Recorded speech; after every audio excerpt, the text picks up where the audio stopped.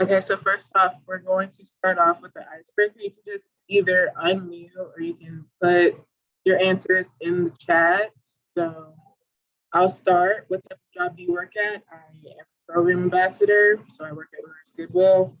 And later in life, I want to live in Atlanta because I want to open up a business, and I feel like Atlanta is the perfect place to do that.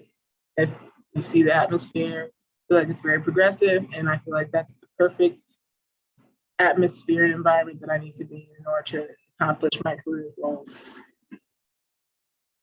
Yeah, I want to work as a software engineer in the future, and I hope to remain in St. Louis. And I would do primarily because I have such strong roots here in the city, and I'm a huge fan of St. Louis, the big St. Louis city.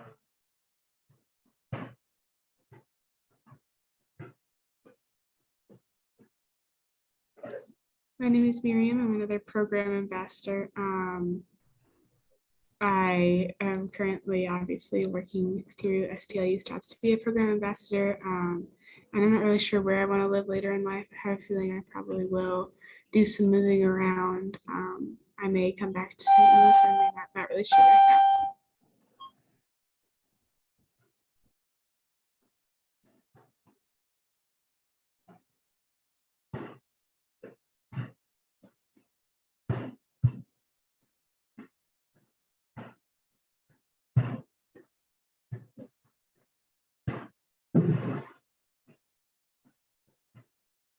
Does anyone else have anything that they Yeah. want to add? Like, you can feel free to put it in the chat or unmute yourself. I guess I can go. My name is Sydney, and I currently work at Rooster on Grand. That's like a little brunch restaurant place. And I also work at Emos. And I don't know where I really want to live, but I love the city. So probably somewhere more like urbanized, I guess.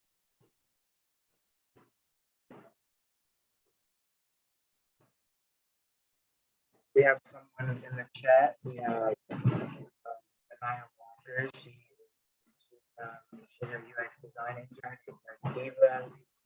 She says if she doesn't stay in St. Louis, she wants to try out living in California since that's where lots of animation studios are. And then maybe try to be out in Texas too, with her family living there. That's awesome. Always smart to live by your family. I mean, we all saw with the pandemic, multiple people had to come home. So I feel like it's always a good idea.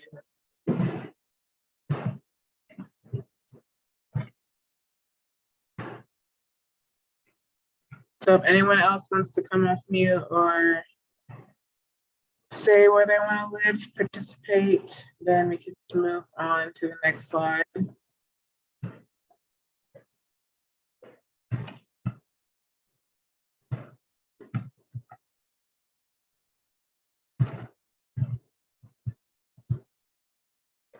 So today, you will learn the planning that goes into apartment planning, what to do when you're looking at the apartments, and what to do when signing a lease. So by the end of this presentation, you should be comfortable starting an apartment hunting journey. And for anyone who's curious or just wants to make sure they're following along or wants to take notes, everything I just listed out is color coded within the presentation, so you can follow along easily. If you want to screenshot this, or if you want to take notes and you want to have headers, you can just take a picture of this really quickly. But this is how the presentation will go. Everything's color coded and matching.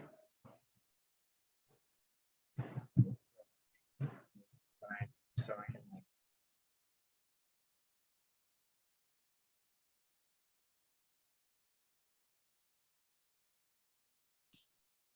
Okay, so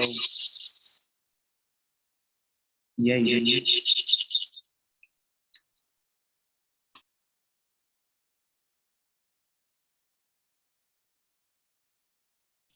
Okay, it should be fine now, right?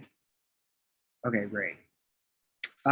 So first things first, what you want to do is to create a rental budget. There's certain things you have to factor in, such as your Wi-Fi bill, like your electricity, streaming services, utilities, things of that nature. Really important things to consider. A lot of people sort of jump in head first when it comes to renting apartments, and that's not really the smartest thing to do. So you have to be careful with the things that you are considering, and take into account important things such as those really small factors, or not small factors, but your budget. Making a list of non-negotiables for your apartment. These examples of these things that you just can't live without, but not limited to, like you want to know people's policies on pets. You want to know what their parking situation is like, if they have an in-unit washer and dryer, how many bedrooms and bathrooms, natural lighting, things of that nature, things that, if you have things that you absolutely just have to have, those non-negotiables, make a list of those so that you aren't settling for less when it comes to your apartment. But some things you can definitely work around, but if there's something that you absolutely cannot work around, like you need to have your dog with you, I'm one of those people, then make sure you look for a place that's pet friendly. Making a list of furniture and other items that you'll need before you move in, and the cost. You have to keep in mind that you want to make these things cost effective. You don't want to blow the whole bag on furniture, and then be looking silly when next month's rent comes around. And you also want to make sure that you can afford the apartment, and then have furniture in it. So those are just things to pay attention to. Be open to multiple options.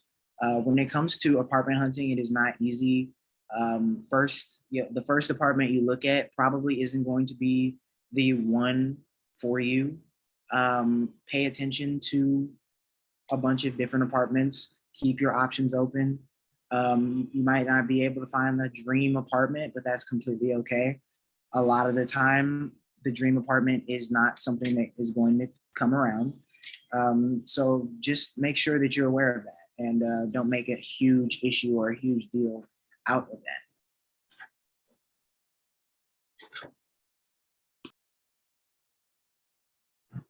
So the first activity is to make a list of non-negotiables. So if you're on your phone or you have a piece of paper with you, you can open up a little doc or anything like that. Think of at least 3 non-negotiables, and I'd like for you to list them in the chat. So I know for me, one of my non-negotiables is having a in-unit washer and dryer. I'm some person who will put something in the washer and then the next day I'll decide to put it in the dryer. So in order to not get my stuff stolen, I know that I need to be able to have that in my house. I know a dishwasher is very important for me. I've had to go through washing dishes by hand, and I never want to feel that ever again in life. So a dishwasher is a must for me. And then the third one is a parking spot. I like to be outside. I like to come home at 12 at night sometimes. And I've lived in an apartment complex where me and my mom, if we come home at 10 from hanging out with family or Christmas dinner or something, there are no parking spots near where we live. So those are 3 of my non-negotiables. Does anybody have any knowledge for themselves? If you want to come off mute or list them in the chat, now's the time to do so.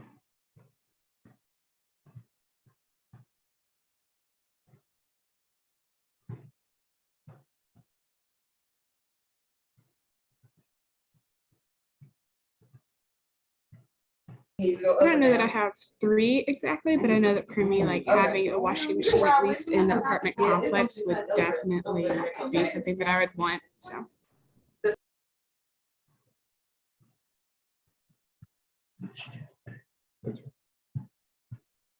We have in the chat. We have in the chat. Sydney says, "Pets allowed." I'm 100% with you on that, because I love my dog, and wherever I go, he goes. Trinity said, mines are basically the same as what you said, but also add local options to shop for groceries and other necessities. Absolutely. Don't want to get trapped in a food desert. Anaya says, parking, have something set up where I can park, washer and dryer, and local areas for groceries. Absolutely. These are great things to consider.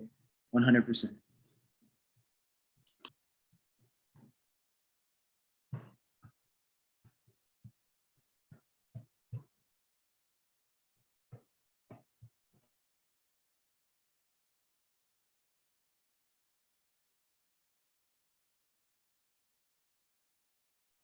So next step is budgeting. As a general rule of thumb, your monthly rental expenses should not be more than 30% of your monthly paycheck after taxes. So this is also including everything that we talked about at the beginning with utilities and groceries and Wi-Fi, things of that nature. First of all, you save before you move into your apartment. You want to save at least 3 times the monthly rent amount, because a lot of apartments, they will ask you for first and last month's rent up front.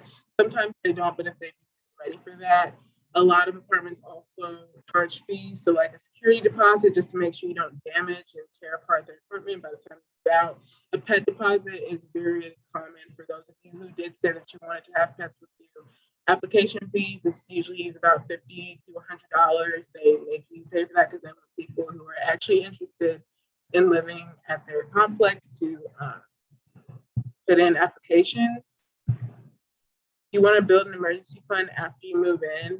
If you're someone who struggles with saving, like me, this is especially important, because say if you break your leg or something like that and you can't go into work for a while, you want to be able to have some money set aside so that you can pay that rent, even if you can't work or if you work a little bit less. Again, like I was saying, I have a bit of an issue with spending, but I just want to let all the youth know here that if you do have an issue with saving, you can set up your paycheck to put a certain portion or amount into your savings account every time that you get paid, so you don't have to think about it. I have mine set up like that because I know that if I didn't, I would just start spending away and I would be very sad because I have no money in my accounts. And then always try to set aside a little bit more than usual just in case the rent price increases. This has been especially noticeable recently with inflation and everything. I know our price of rent luckily didn't increase, but I know a few family friends where their rent price went up like almost $200 and they can barely afford the rent now. So you want to make sure you set aside a little bit more also, along with saving, just in case this does happen to you. And then if you still have trouble budgeting and planning, there are plenty of rent calculators available, but you can always go to apartmentguide.com. They have a rent calculator there, and it'll factor all this stuff, or rather your rental expenses not being more than 30% for you.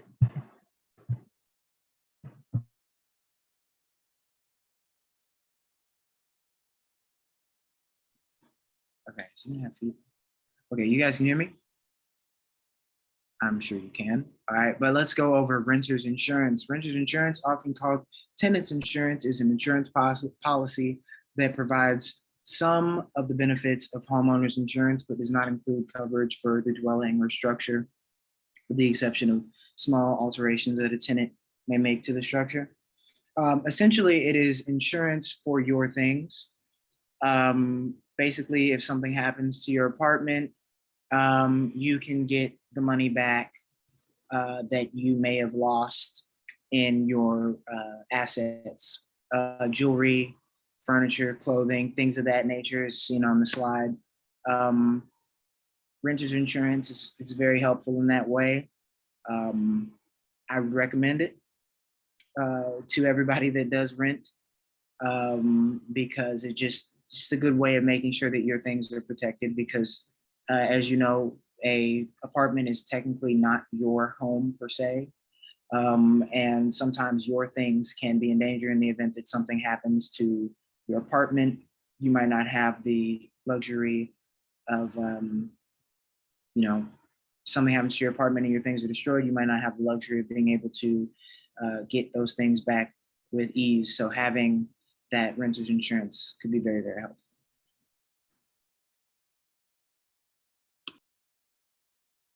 And I also want to add on to that, make sure you kind of research things that are very popular. Like if you're in Florida, you might want to especially get like flood insurance or hurricane. Sometimes you can add these things on if they're not already included.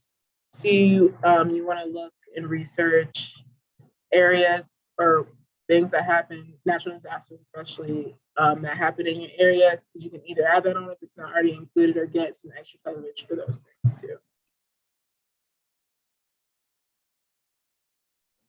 Okay, so things to consider. You want to research popular jobs that are declining in percentage of unemployment.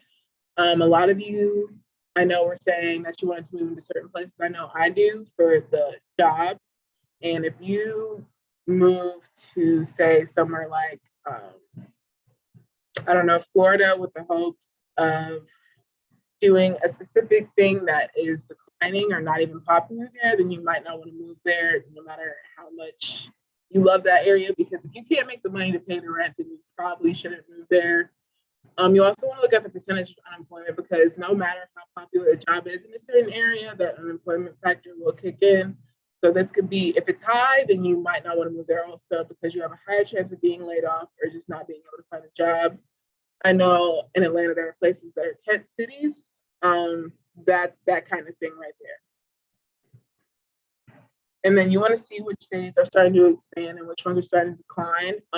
Again, some of you noted that you wanted to be somewhere like with a city kind of urban feel. So if you're looking somewhere like Ohio, where it's kind of just stagnant, and if you're looking at somewhere like LA, where it's very high and a high population, then you're going to look at these things when you're looking at the cities who are starting to expand and decline, because they'll show you what type of population, what type of feel you're going to be getting in that environment. Also, some people neglect to think about this. Do you want to use a moving company? If you want to take your bed with you, I doubt that you would be able to lift up and pick up your bed on your own. But another thing, these moving companies will cost money. There's usually a minimum amount of hours that they'll work. So if you think it's only going to take about an hour, some moving companies will say a minimum of 2 hours. So you're going to have to make sure that you reach that 2 hours to avoid additional fees.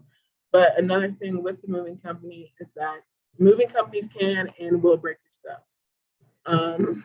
They aren't at fault for it, you are. So you want to think about that as well.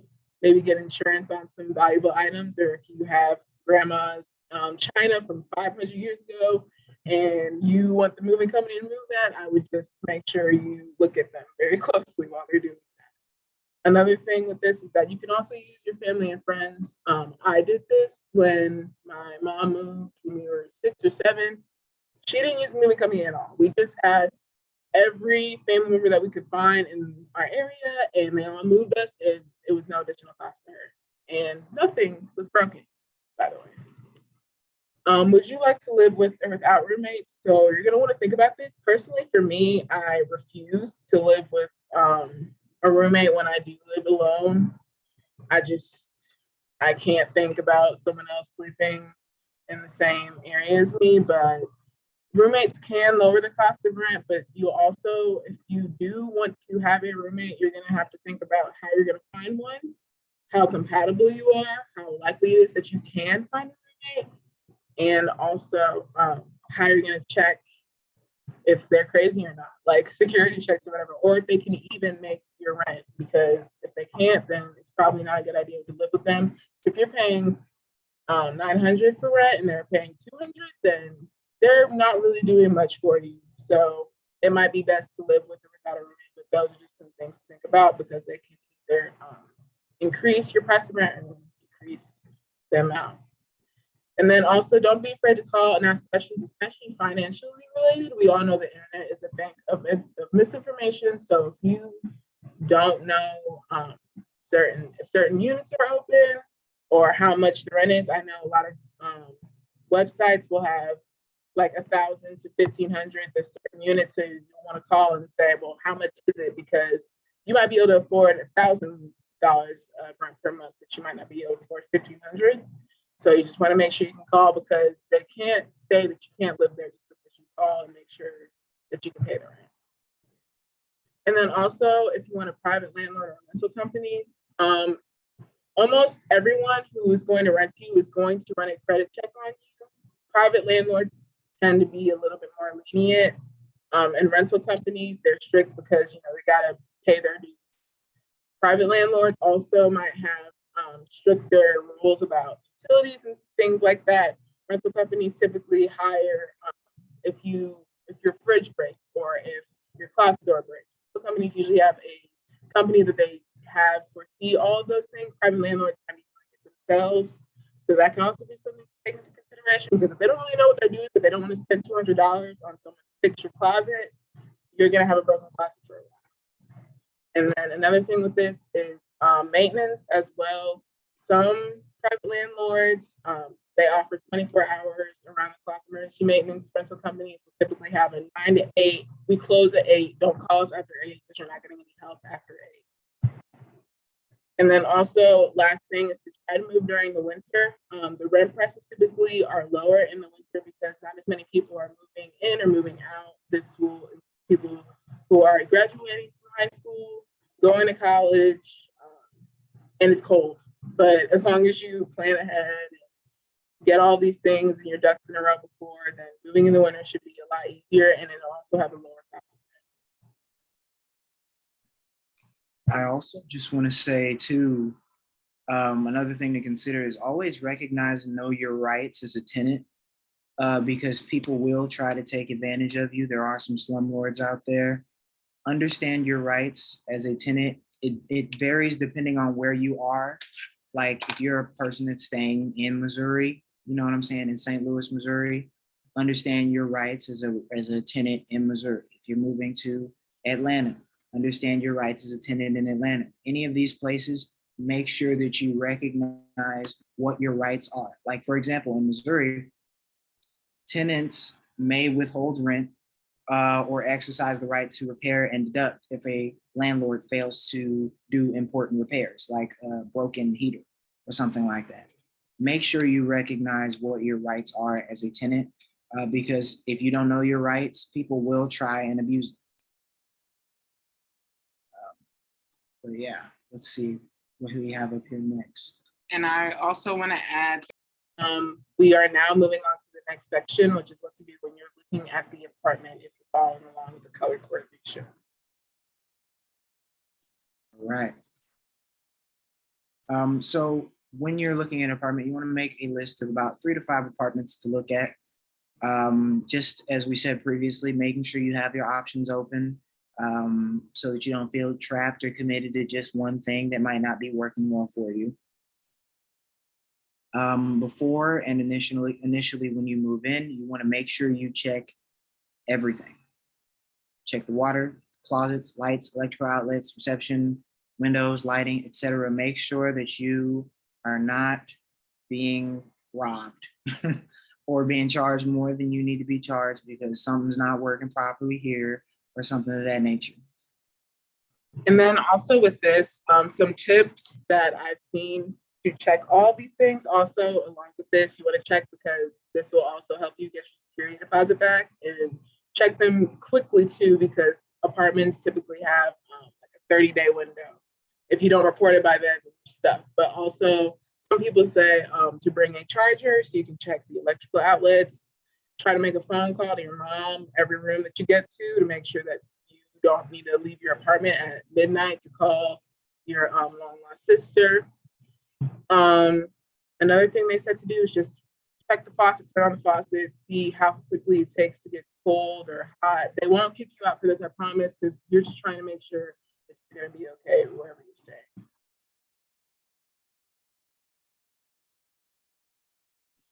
If you've already picked out furniture that you or are looking at to get furniture, you may want to bring a tape measurer to know room measurements. Please do this. It will save you a lot of heartache later on. I know a lot of people, they just buy furniture because it looks good and then they put it in their house or their apartment and then it doesn't fit. And now your bed takes up 75% of your room and your dresser is over here taking up another 15%. And it's like you don't have any space there. Make sure you measure out what needs to be measured out before you start buying furniture or putting furniture this, there, and everywhere else. Please do that. Make a good decision. And make a list of questions to ask. And ask as many as you like, because you're the one that's inquiring about the apartment. They're not going to tell you to shut up because you asked if you should have to share the apartment with 4 rats. Like, make sure that you're asking questions and asking as many good questions as possible. To find different apartments and houses, you can use like sites like Hotpads or apartments.com, just some different apartment search sites to help you with your apartment searching journey.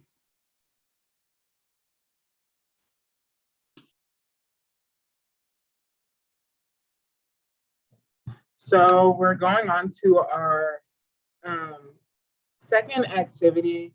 So we're going to open up the link apartment guide. You can open this up as on your own as well, but we're just going to try to kind of check the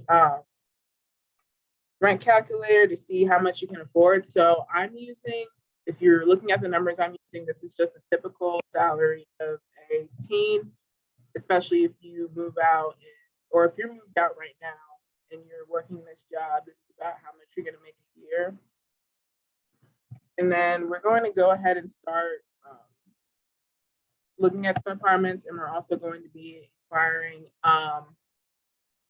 if they have any additional fees for deposits and what utilities they offer as well.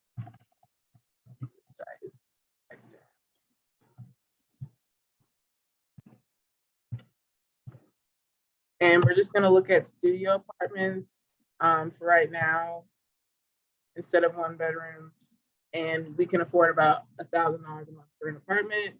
Just want you to keep in mind as well, I'm looking at St. Louis right now. I'm going to look at some of the other places that you guys listed that you want to look at, but just keep in mind when you're looking at these, St. Louis has a very low cost of rent. Just to put it out there before we start looking in other places as well. So this place, we can afford a studio apartment as to nothing else pretty much because, again, we're teens. They require a pet deposit, a pet fee, and pet rent. That's something that I feel like people don't always think about. Most apartments do charge pet rent, but another thing that apartments usually when they do charge pet rent, it's because they have amenities for the pets like the park or just they have the bags you can pull out. I know some places have like doggy daycare even. So, and then also, like I said, with the application fees, this one's $50 and $150 admin fee. So if you have a pet and you're also doing the application fee and admin fee, that's already right there, like $450 plus how much rent they want up front. I also want you to keep in mind, they say that they use AT&T. So if you have a strong relationship with Spectrum and you don't want to leave, you're going to have to because that's the Wi-Fi that they use. Right now, it doesn't list if they cover any utilities. So all of those will be out of pocket. So things like the water bill, the electric bill, the trash bill, but usually they don't have that issue in apartments, typically just because they have like a communal kind of trash area. That's usually not a bill that you have to pay. So now we're going to go ahead and look at some places in California I know was mentioned. So I'm just going to assume Los Angeles. If I'm wrong, I'm sorry.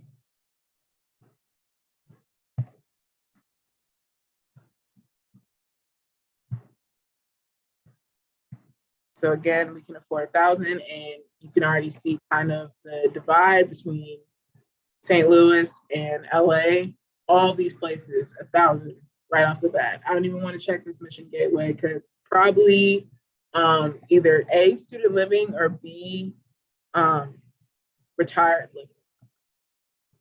But also you want to keep in mind when you're looking at those places that are having really low rent prices, what do the reviews say? Just a good rule of thumb. So again, another thing that we see right here, there's no kitchen and the rent is $1,000 to $1,200. So you'd have to call and inquire about that, and also so you can be okay with living without a kitchen. They have a $50 pet rent. It looks like no pet deposit fees. There's a $100 space fee for assigned parking. So you're gonna have, that's already $150 out. It looks like there are some paid utilities. It doesn't list them, but again, you can always call and see if you're really trying to figure out what utilities you might have to pay. So that's what apartment in California is like. I know someone mentioned Texas. It's gonna do Dallas. Again, if I'm wrong, I'm very sorry.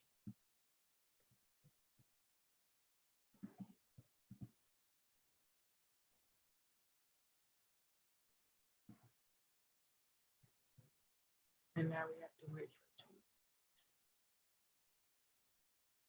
for it. But Texas is probably very expensive. That's another city. Cities typically with higher populations tend to have a higher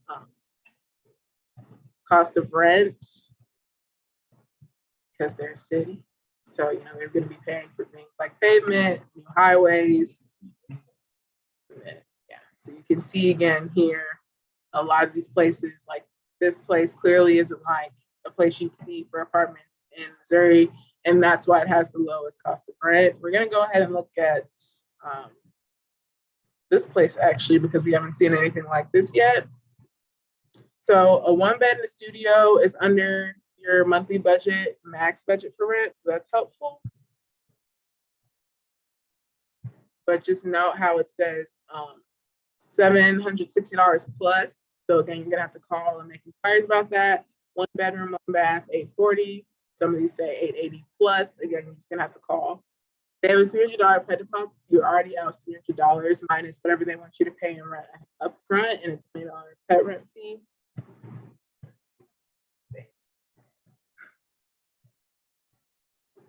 It looks like they do not cover any utilities, unless I'm wrong, and I'm not.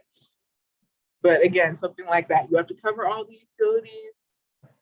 The place doesn't look the best on the outside. I could be wrong. Maybe the inside is glorious, but you just got to think about things like that. You're already out $320 just upfront without even having paid any rent. So a lot of places are gonna, and then this is just what I can see from Apartment Guide. So if you check their website or you call, there might be even additional fees that you have to pay that I'm just not able to see. So part 2 of this activity is just going to try to find some apartments that list some of your non-negotiables. I heard a lot of you saying pets was a big one for you. So usually that's not something too hard to work around, but a lot of you said any washer and dryer and dishwashers, things like that. So I'll go ahead and look for those things. This one already says dog and cat friendly. So we'll just go ahead and look here. I almost forgot to put our rental price in here. So I'm gonna go ahead and do that because there may be places that have more non-negotiables that are $3,000 a month, and we can't afford that as a young team.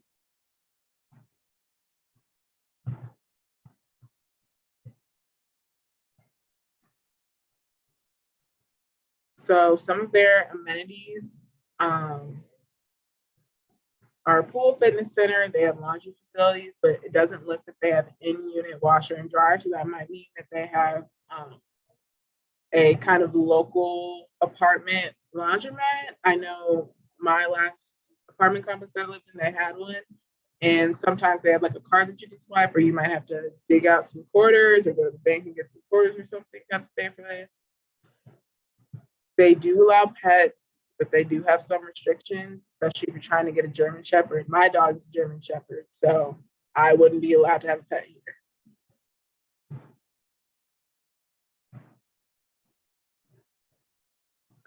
If one of your non-negotiables was being built very recently, this was built in 1953, so you're gonna have to change that up a little.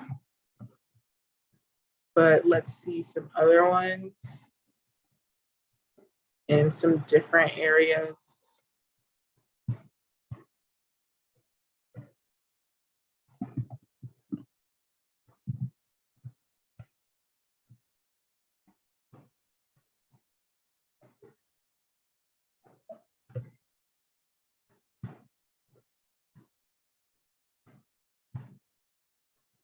Okay, so for this place,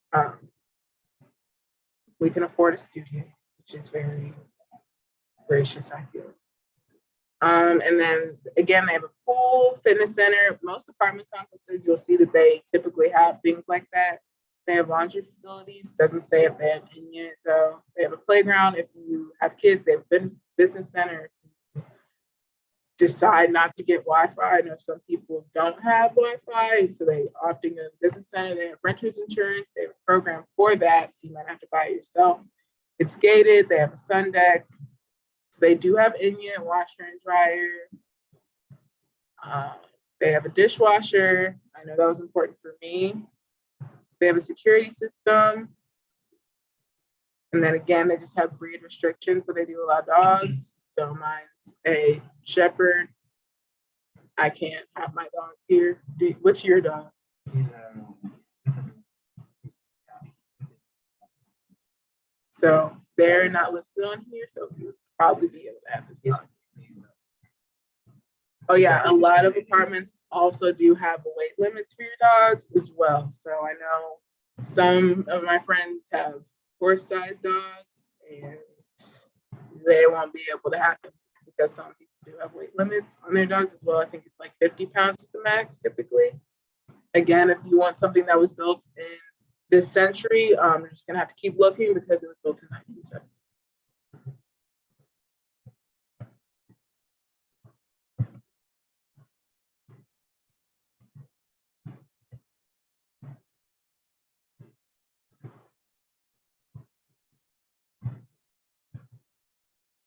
And then we're going to go ahead and look at California. I feel like it's important to point out that California also has a very high price of rent. I mean, think about the people living there.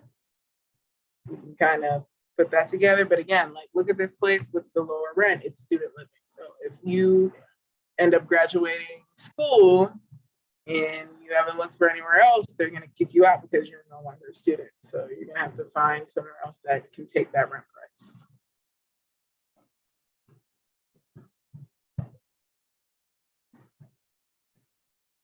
Also, I'm glad this one has this, but private bedroom and 3-bedroom, 3-bath. This pretty much just means that they're gonna have you living with 2 other people, like regardless. Can't find anywhere else. And then, so it's kind of like an Airbnb. You know how you can get an Airbnb and you can have either the whole place to yourself or just a bedroom, especially if you're going somewhere where they already live.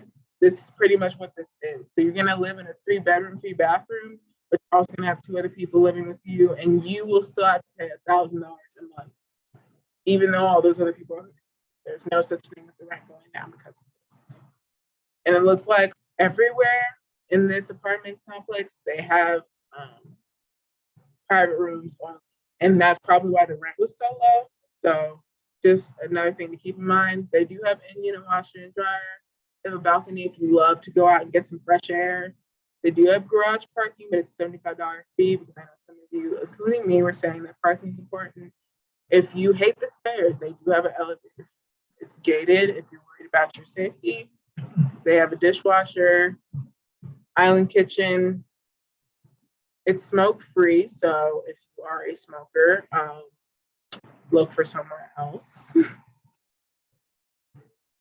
And just other things like walk-in closets, hardwood floors. They do not allow pets. So some of you that are saying you need a pet, just gonna have to keep looking because this is not the place for you. It is furnished, and that just means all the furniture is already in there.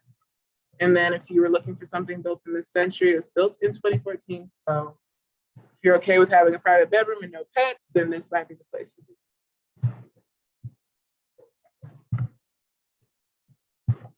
And we're just gonna go ahead and move on to the next, move back on to the presentation.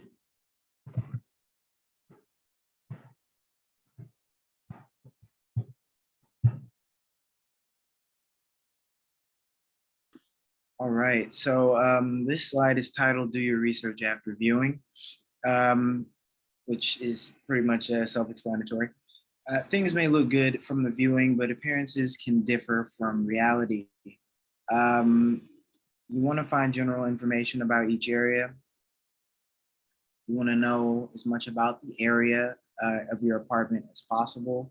Um, you know, whether, you know, if it's in the city, you want to know the crime rate of the city. You want to know what the average cost of living in the city is. Like California has a really high cost of living, which is the reason why it has such a high rent cost in comparison, you know, compared to St. Louis, which has a relatively low cost of living and is one of the most affordable, I would argue, one of the most affordable major cities in the country.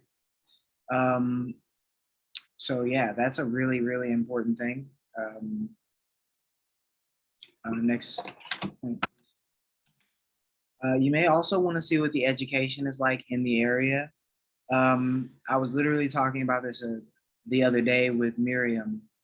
We were talking about how the most fun cities are always like the least educated cities in America. If you're a person who has children or wants to have children, if you want to build roots in a particular area, you want to make sure that the education system in that particular area is good, because the best public education possible is really, really important, because public education is free, but it's not always the best. So yeah, definitely check that out. And I also want to add to this, if you don't like kids or you don't want to live near kids, you may want to see how close you are to certain schools. You can see this when you're looking at the apartments. It usually lists the closest school and everything. So if you despise kids, you might want to live somewhere where it's 20 miles away from the nearest public school.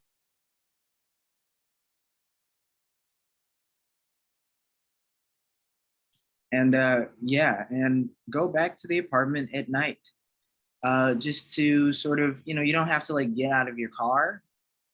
um I don't, I wouldn't recommend walking around at night anywhere that's not like a really nice area, but go back there at night, see what the nightlife is like. You know, you might discover that, you know, you're a couple of blocks down from a club and, you know, it's crazy drunk people walking down your street and throwing up on your front porch. That's not fun. I don't imagine that anybody would like to wake up in the morning, get dressed real nice, you know, put on their best shoes and then walk outside and slip in some puke. Like, I wouldn't, that wouldn't be very pleasing to me at all. So definitely just see what the area is like at night. If not just for that, but for, you know, just to see if there are any shady people. All of that is really important.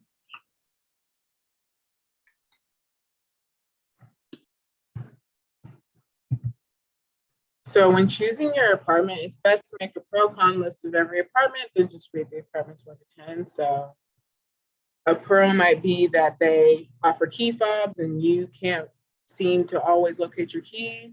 So that might be something helpful. Or if it's a card or something, I know some apartments do that, but they don't have in-unit washer and dryer. So you might want to put like a con or for that. And then the apartment might run out to a 7, or some apartments might run out to a 10, and then you'll choose those. It's time to look at reviews, and if it's possible, look at the reviews that are most recent, especially because management in apartment complexes changes a lot. For the last apartment complex I lived at, I think the management changed in the 4 years that I was there like 5 different times. I will say it started out good and then slowly dwindled. Like, for instance, our lake was as clear as day. It was beautiful. The ducks could waddle around as much as they want. And by the time that I moved out, they had to dye the lake blue. Just something like that that you might want to think about. And then this will also allow you to see things like maintenance callback, noise levels, and landlord tenant involvement. Like if you tell your tenant, hey, there's these people who keep knocking on my door every day, and I don't know why they're doing that. Can you figure out a way to stop that? And they don't respond until 6 months later, and you're pretty much ready to move out. You want to know that, and the reviews will tell you that. People usually leave reviews, whether it's good or bad, and mostly bad. So you just want to look at things like that. And you want to solidify any budgeting options. So if you're going to decide to get a roommate or no roommates, if you're going to use a moving company, if you're just going to implore on your family and friends and say, hey, help me, or else I'm never speaking to you again. And then you also want to look at if they require renters insurance, or if you want to look into renters insurance, which me and Nkosi were saying it's very smart to get it. And then you'll also want to look at commuting times to work and school. This was very important to me because I had to drive 20 minutes to and from school. So it was like an hour a day that I was commuting. And now it's the point where if I can't walk to work, I don't want to do it. So you want to look at that, especially if you're living in a bigger city. You might be okay with somewhere that is 8 miles away, but it might take an hour to get there because traffic. So you just want to look at things like that because you might have to wake up an hour earlier if you only called to work at 9. You might have to get up at 7 to make sure you can get there at 9. And then also for school, if anyone is looking to be a stay-at-home mom, or even if they're just looking to be a mom, you're going to have to take your kids to school, or you're going to have to look for a bus or anything like that as well.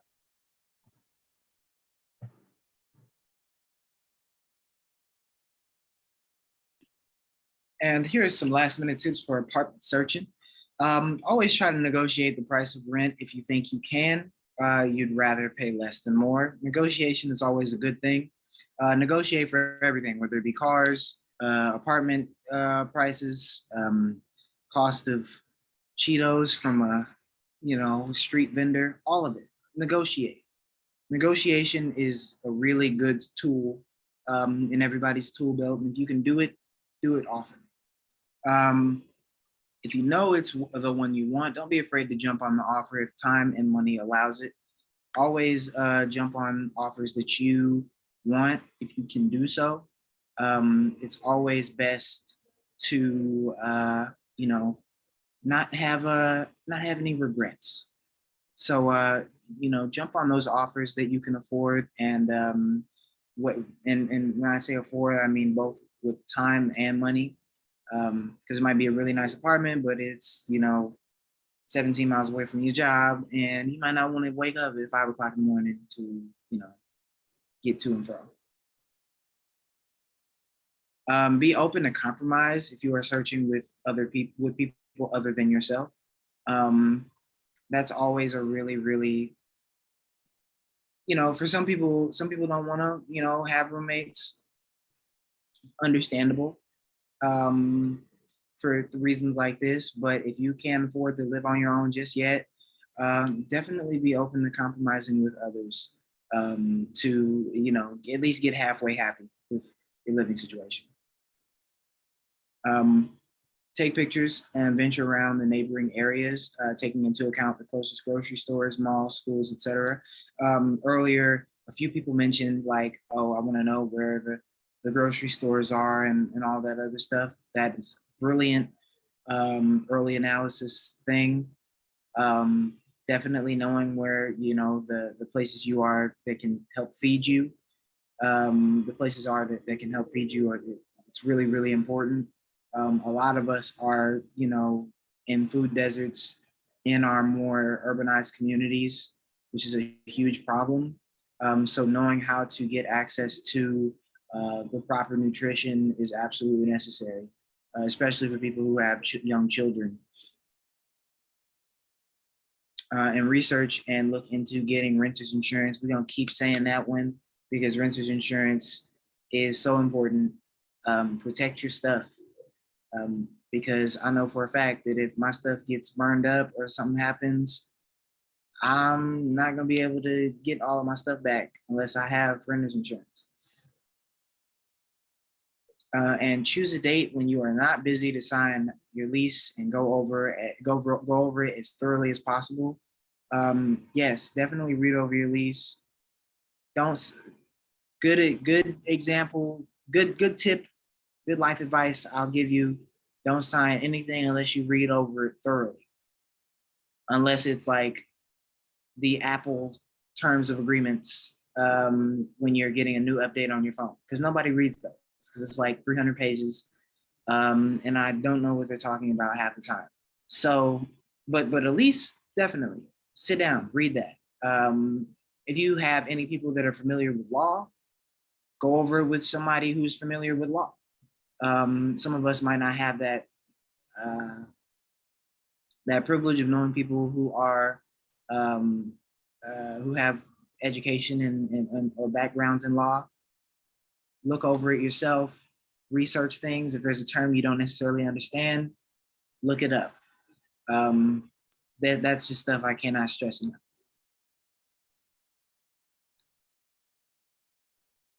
And again, for anyone paying attention to the colors, we are now into the final part of our slideshow and our presentation, and it's what to do when you're leasing the apartment.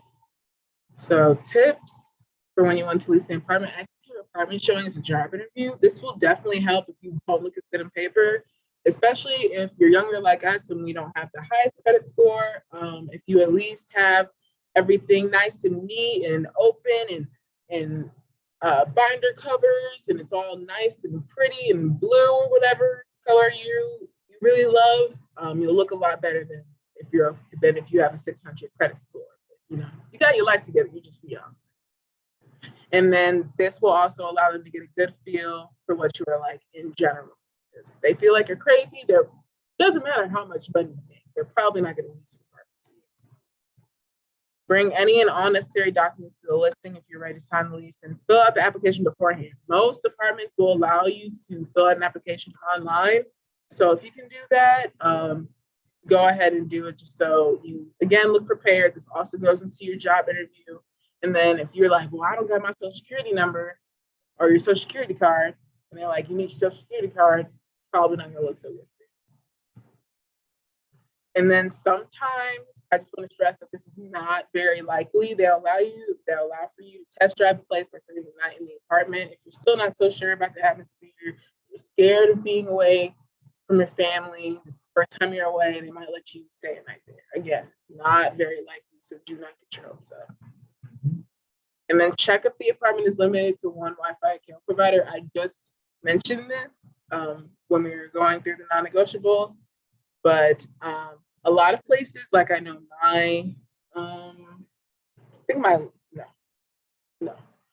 but some places will only allow you to get AT&T. So if you've had Spectrum for all the years of your life and you're like, I love Spectrum, I'll never leave Spectrum, Spectrum is my one and only, you're gonna have to get something on Spectrum if they don't allow it, or if they have AT&T as their person. And then you'll also want to look up the prices of these things, because say if Spectrum is $49 and AT&T is $69, you're gonna have to factor in that Wi-Fi rather than the Wi-Fi that you have now.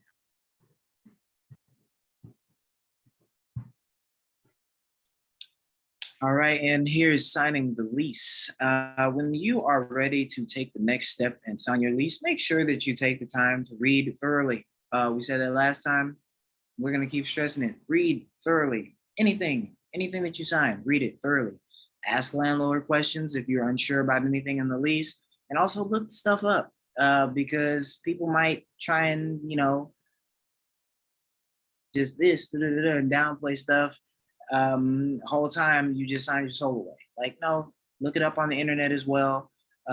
Get multiple opinions. It's usually pretty good when you're apartment buying to get a second opinion. Some things to take into account when reading is the lease month to month, 12 month, 2 years, stuff like that. Which utilities are included within the lease? Does the contract allow for fluctuating rent prices? What's the move-out policy? Any unknown possible fees? Maintenance policy? It's important to just read the fine print thoroughly and intently, because backing out of a contract can lead you to having trouble to get another apartment. And it also goes on your credit, goes on your record and hurts your credit. And credit is immensely important. Shameless plug. Credit presentation coming next week or the week after? Next week. July 20th. Exactly. So shameless plug there. Really important thing, credit, understanding that.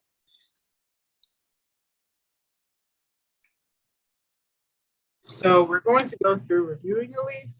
I got a little sample lease review that we can look at. And I'm just gonna pull that up. And as a reminder, we're going to look at how long the lease is, what utilities are included, if it allows for fluctuating rent prices, and the move-out policy. Okay, Oh, that's fine. that's different.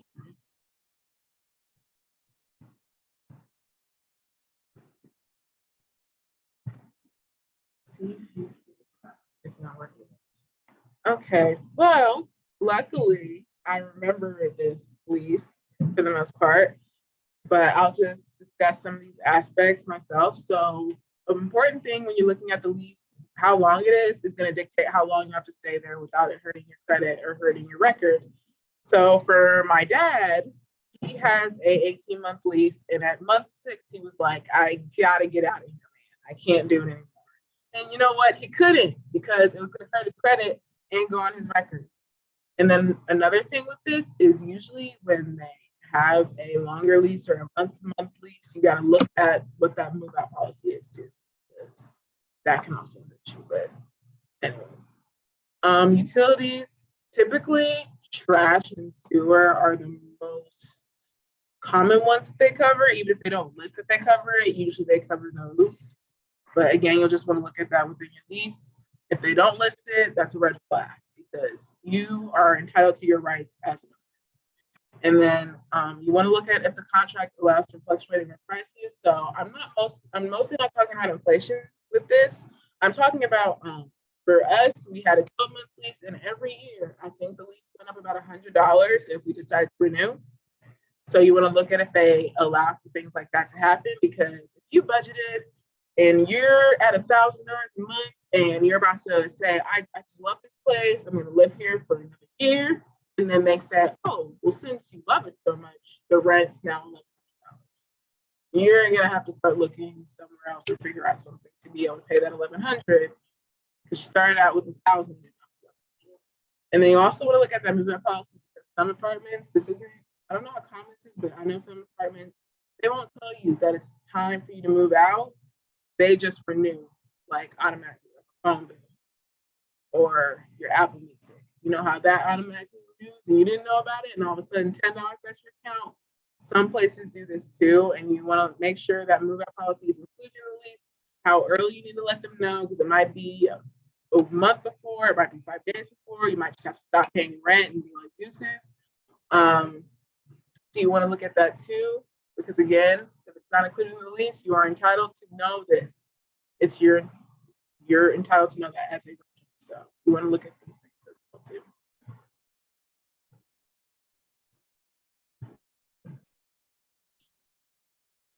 Okay, here's what you will need when you sign your lease. You want to have your payment stubs, your W-2 form, just so that they can know what you're making and all that jazz. Yeah, they want to see if you'll be able to easily pay the monthly rent. They don't want to rent to somebody that can't afford it. Credit score, once again, shameless plug, credit presentation next Wednesday. Come see it. If you don't have a credit score, you will need a cosigner. However, it is important to know how to build healthy credit, which we're going to teach you in the credit presentation next Wednesday. Next point, please. Vehicle registration and proof of auto insurance. You'll probably only need this if your apartment requires you to register for a parking spot. But yeah, you might not need it. But if they have like building parking or something like that, they might require that.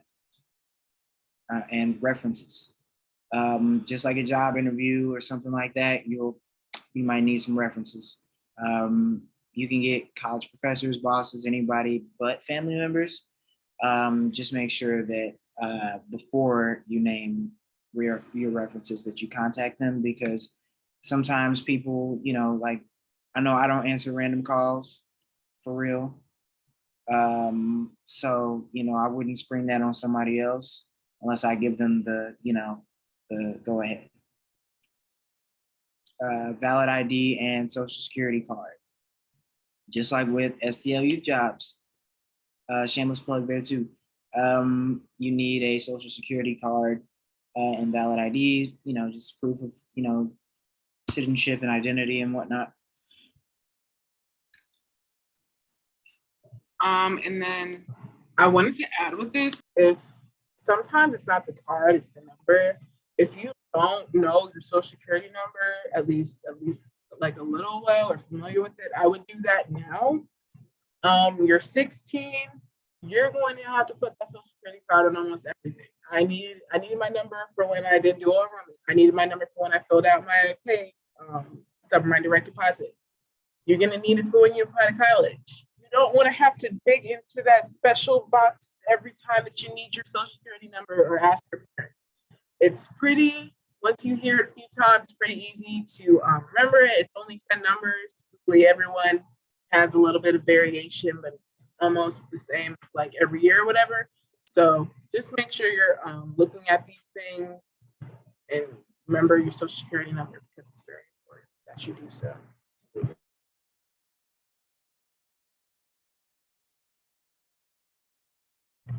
Now, if you have any questions, you can go ahead and put them in the chat or unmute.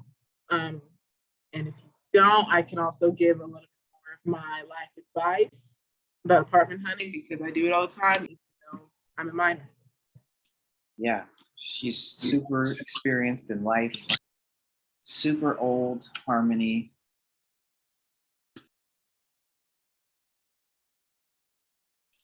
We can't hear you, Dania. I'm sorry. Oh, you all did amazing. By the way, I know I was kind of popping in and out a little bit, kind of just got off. But I actually do have a question as well. So I'm not getting an apartment right now, but I'm getting like the school version of one since I'm going to college and moving into a dorm. Like, do you have any advice for that type of stuff and specifically with having a roommate then? Do you want to take this one? Or we can both. Okay, so I'm kind of the same as you. I just, I'm about to move into college. My older sister is also about to graduate college, so I feel like I have a lot of information on this. So your roommate, first of all, I would just try to reach out to them beforehand. You can kind of just talk to them, get a feel for them. I live with three other girls, so I definitely have talked to all of them. They seem really cool. So, but if you have a bad roommate, they always have a way for you to switch out or get a different one. Just try to make sure it's a little down low because you don't want everyone in your floor to know that you hate your roommate. But another thing with moving in, just make sure you check in on what's allowed and what's not because they can and will kick you out sometimes if you bring like we're not allowed to have air fryers because if I were to bring an air fryer, I could be possibly kicked out because I violated my contract and they're no longer entitled to give me housing. But another thing with that, you can get renter's insurance as a college student. That's allowed. So I would just look into that if you feel like you need it. I never knew that. Yeah, you can get renter's insurance. Some colleges, depending on what type of dorm you have, they strongly advise it. But also, if you don't want to live on campus, you want to live in student living, make sure you check those reviews. I know about 6 places that are very close to my college and they're student living, but they have trash maintenance. So I'm not living in one of those. But yeah, that's my 2 cents with that, unless Nkosi has something.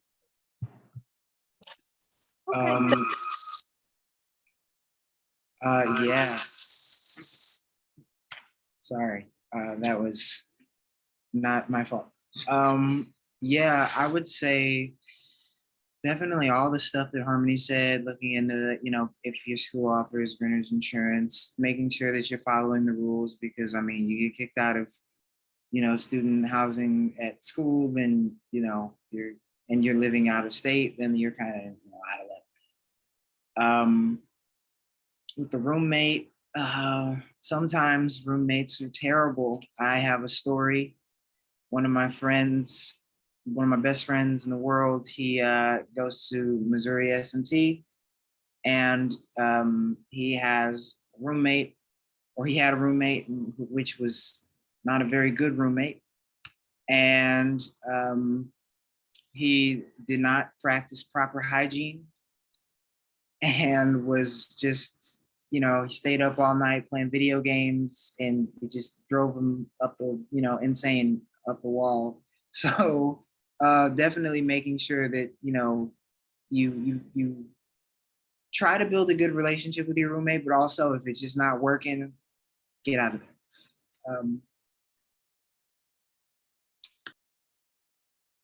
Thank you. Oh, and last thing, usually when you have a roommate, my sister did have a nightmare roommate. You're allowed, if you talk to your house agent soon enough, you're allowed to tell them they need to book up and get out, and you can keep all your stuff there, depending on what the situation is. So just keep that in mind as well. You don't always have to move out. It can be your roommate depending on the situation. Okay. I also never knew that. Thank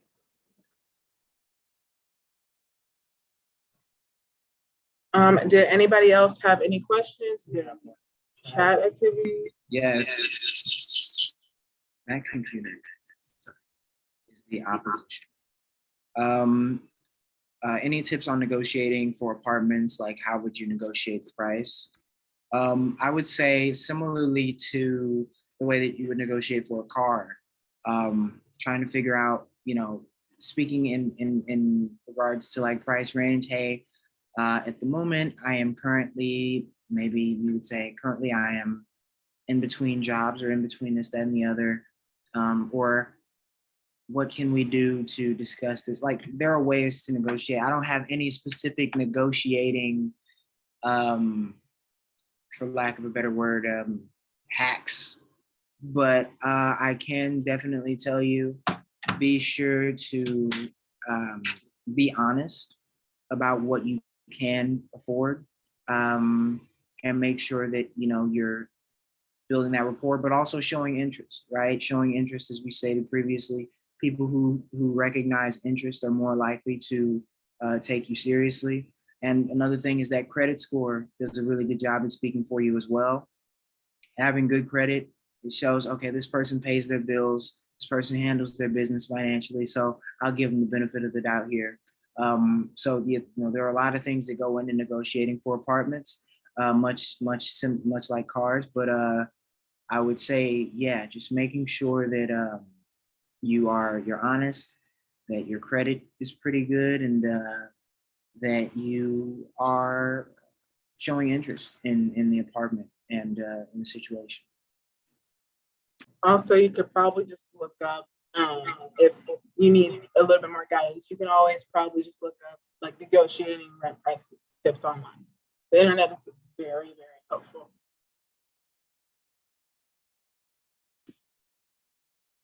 Anybody else got any questions? You can pop in via the audio, or you can send in a question in the chat.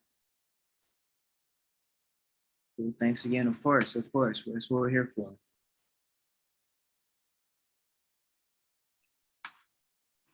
All right, with that, we'll go on. Feel free to reach out. I sent in our personal emails in the chat, but we also have ambassadors@stlyouthdjobs.org. You can shoot emails through there. Yeah, most definitely. Trinity says that you guys did great. Thanks for the presentation. Thank you, Trinity. Thank Thanks you for very coming. much. Thank you, ambassadors, for everything. My camera won't turn on. This is Camille with STL Youth Jobs. You guys did an amazing job. Thanks again, ambassadors. Check out the chat. We put the survey link in there. Every time you complete that and you've attended a full session, you get entered into a gift card drawing. And we do that because we really value your feedback.